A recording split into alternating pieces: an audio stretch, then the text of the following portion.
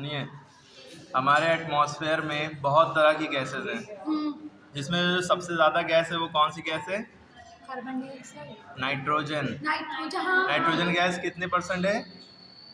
78 plus या 79% कह सकते हैं अप्रॉक्सीमेटली, ठीक है।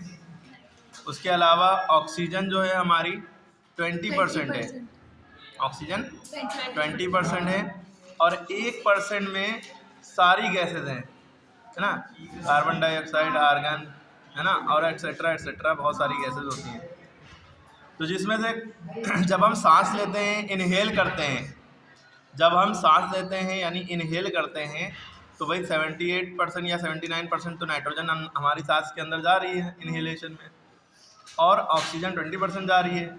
लेकिन जब हम सांस बाहर निकालते हैं तो हम कार्बन डाइऑक्साइड निकालते हैं। तो जब हम ऑक्सीजन 20% ले रहे हैं, लेकिन जब हम बाहर सांस निकालते हैं, एक्सहेल करते हैं, तो कार्बन डाइऑक्साइड निकलती है। लेकिन हम जब इनहेल कर रहे हैं तो ऑक्सीजन 20% ले रहे हैं, कार्बन डाइऑक्साइड जो हम ले रहे हैं वो 0.03% ले रहे हैं।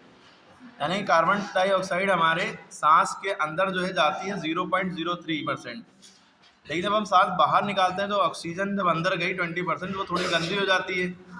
गंदी होके जब सारी सब जगह होके निकलती है तो वो कार्बन डाइऑक्साइड बन के निकलती है। तो जो कार्बन डाइऑक्साइड तो गई थी 0.03%, लेकिन अब निकलेगी कार्बन डाइऑक्साइड कितनी? 4.50% अप्रॉक्स। लेकिन उतनी ऑक्सीजन कम निकलेगी। 20% ऑक्सीजन गई थी तो 16% या 16 पॉइंट समथिंग % ऑक्सीजन बाहर निकलेगी, है ना। और कार्बन डाइऑक्साइड 0.03% गई थी तो वो ज़्यादा निकलेगी। समझ में आ रही बात? कितनी लिखेगी? 4.50%। तो ये बात है, आप लोगों को याद होना चाहिए।